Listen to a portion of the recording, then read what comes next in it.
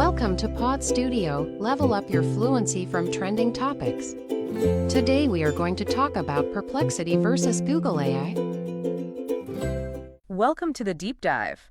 For, decades now, Google has just been it for search, hasn't it? Absolutely. Over 90% of web searches. It's muscle memory for most of us. It really is. But the ground is definitely shifting under our feet. You can say that again. Artificial intelligence is changing the game completely. Yeah, I mean, lots of people are using tools like ChatGPT first, before even hitting Google. And you've got new players like Perplexity building things specifically for AI-powered search. It's a whole new approach. Exactly. Now, Google isn't just, standing still. They've rolled out AI overviews. Right. Their attempt to integrate AI summaries directly into the search results page. It's like they're trying to bridge that gap between the old way and this new AI analysis. Makes sense. They have to respond.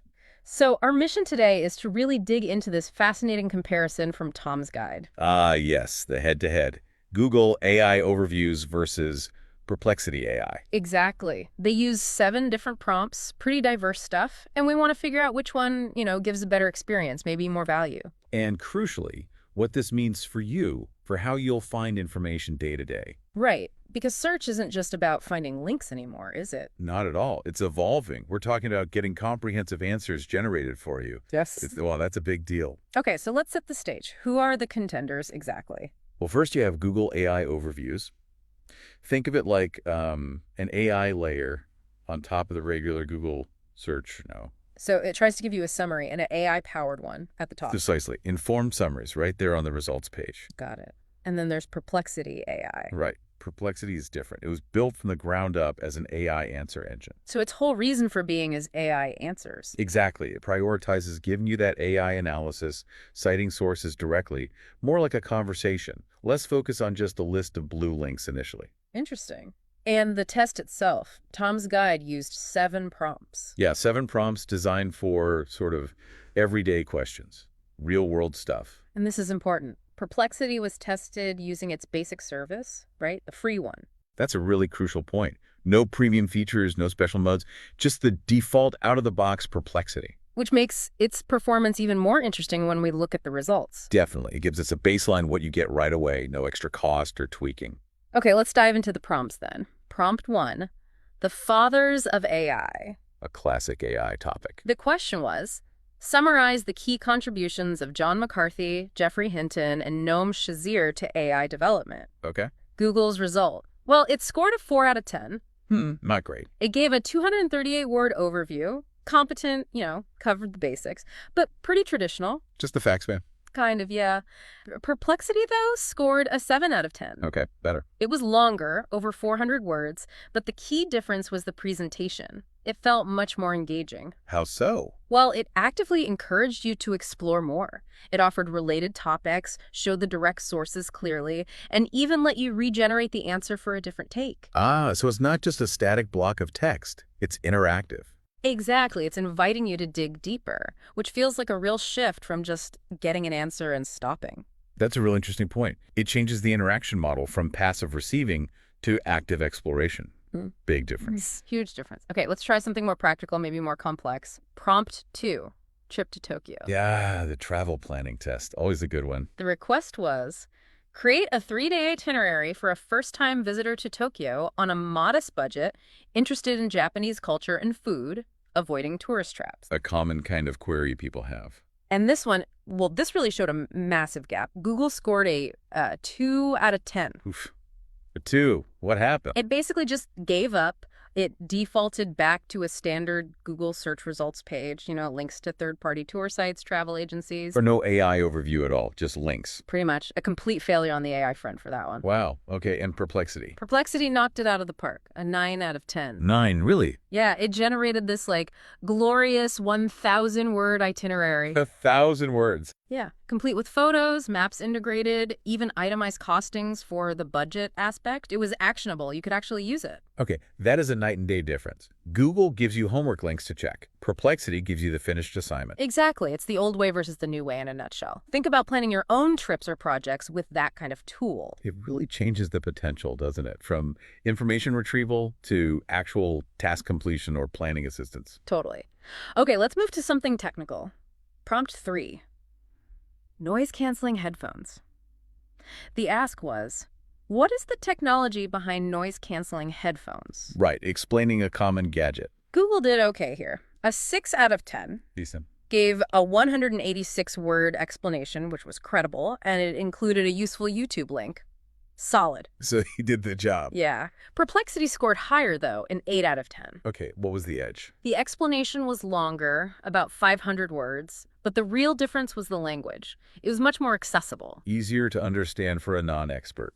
Exactly. Like instead of using a technical term like inverse sound waves, it used simpler phrasing to explain how the canceling works. Ah, focusing on clarity for the user. That's smart. It really is. It's not just about being right. It's about being understood. A subtle but really important distinction, especially for complex topics, making knowledge accessible. Agreed. Okay, let's switch to something more hands-on.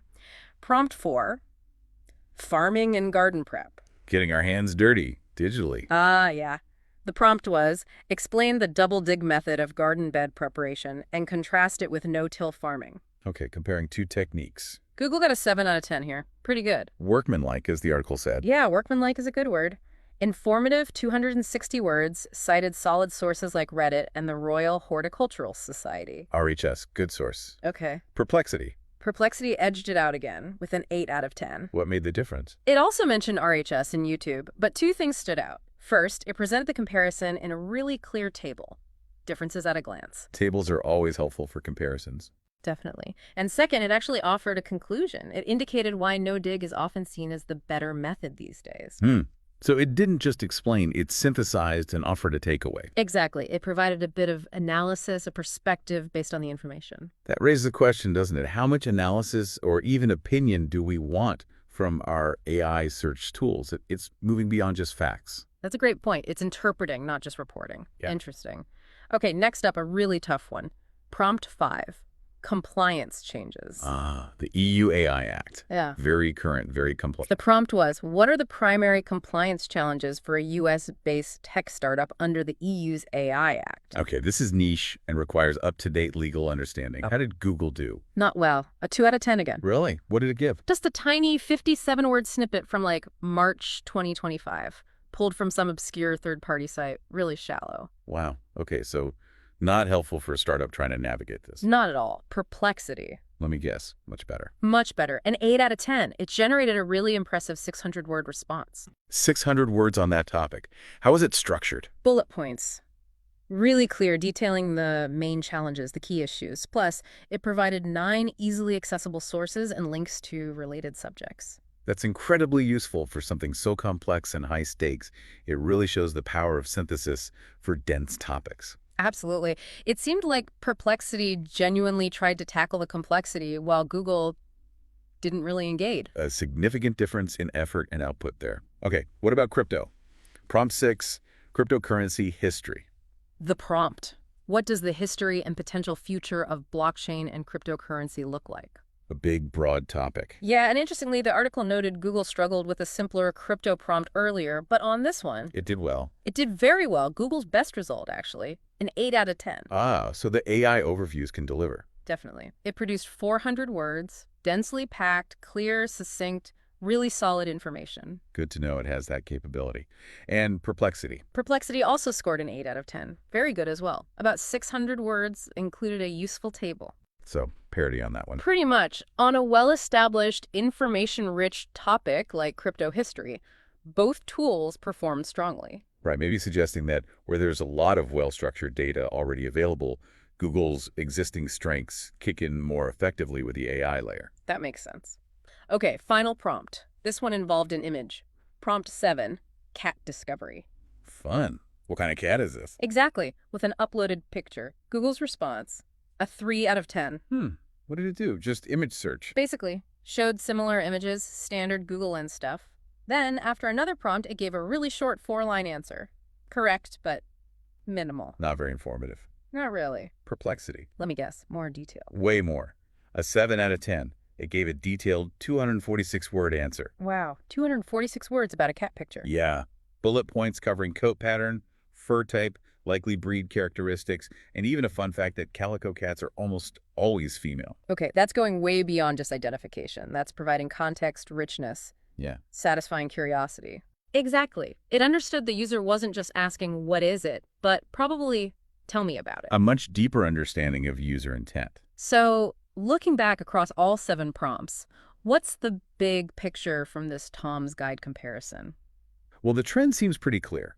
Perplexity consistently delivered answers that were more comprehensive, more detailed, often better formatted. Like the tables and bullet point? Exactly. And more engaging with better source integration. It just felt like it understood the intent to learn more deeply. Whereas Google's AI overviews often lagged. Yeah, it had a tendency to fall back on traditional link-based results, Yeah. especially for tougher or more niche queries. Sometimes the answers felt a bit thin, more like summaries of links rather than synthesized knowledge. And the really striking thing, we have to say it again, Perplexity did this using its free basic version. That's the kicker. It wasn't even using its advanced modes or Copilot features. Right. This was its baseline performance. Which is pretty impressive when going head-to-head with Google. It certainly is. However, Yeah. there's a big but. Ugh, the caveat. Always important. Crucial, really. The article rightly highlights the disclaimers on both services. AI can, and does, get things wrong. Hallucinations are real. So you can't just blindly trust the output. Absolutely not. You, the user, still need critical thinking. Verify information, especially for important decisions. This tech is powerful, but it's still early days. Don't assume factual correctness. Good reminder. So the big question then, is Google's reign ending? Is the king dead?